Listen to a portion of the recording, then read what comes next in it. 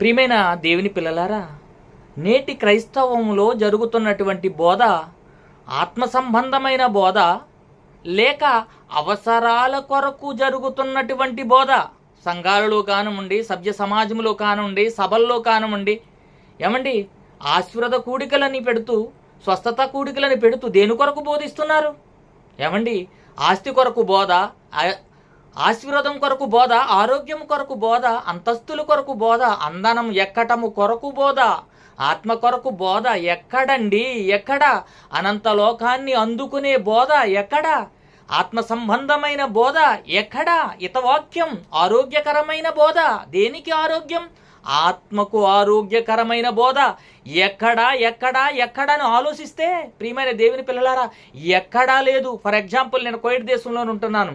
One and only Christ church Kuwait.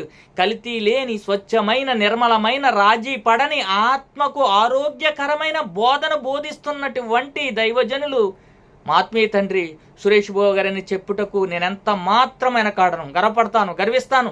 ప్రతిరోజు వాక్యం చేత మమ్మలను సరిచేస్తూ, బుద్ధి చెబుతూ, దేవునిలో నడవాలని, దేవుని కొరకు ఆత్మ ఫలాలు ఫలించాలని, శరీరాన్ని ఆత్మచేత జయించాలని బోధ చేస్తున్న హితవాక్యం అండి. హితవాక్యం. ప్రియమైన దేవుని పిల్లలారా, ఈ బోధను గనక అనుసరిస్తే, క్రైస్ట్ చర్చ్ కువైట్ బోధ, ప్రియమైన దేవుని పిల్లలారా, కల్తీ లేని, స్వచ్ఛమైన, నిర్మలమైన, రాజీ పడని బోధ అంటూ ఉన్నది అంటే ఈ కువైట్ దేశంలో one and only Christ church Kuwait అండి. ఈ బోధను అనుసరిస్తే నీ ఆత్మకు గ్యారంటీ ఏంటంటే అదే నిత్య జీవం. రాసి పెట్టుకోండి.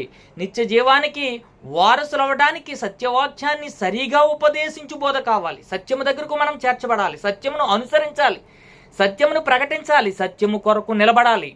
ప్రియమైన దేవుని పిల్లలారా, వాక్యము ఆత్మకు అవసరమైన వాక్యం కావాలి, శారీరక అవసరతల కొరకు కాదు. దేవుడు అన్నీ ఇచ్చాడని మనకి ఇంకా ఏమి ఇవ్వాలి? సమస్తాన్ని అడగక ముందే ఇచ్చాడు దేవుడు. నింగి, నేల, నీరు, నిప్పు, గాలి, పంచభూతాల చేత అనుదినము నీకు పరిచర్యను అందిస్తూనే ఉన్నాడు దేవుడు. ఇంకా ఏం కావాలి? రాజీ పడని బోధ కావాలి. ప్రియమైన దేవుని పిల్లలారా, అందరూ సత్యవాక్యమును అనుసరించి అవసరాలు కొరకు కాక ఆత్మ జ్ఞానాన్ని నేర్చుకోవాలని మీ అందరికీ ప్రభువు పేరట తెలియజేస్తున్నాను. అందరికీ వందనాలండి.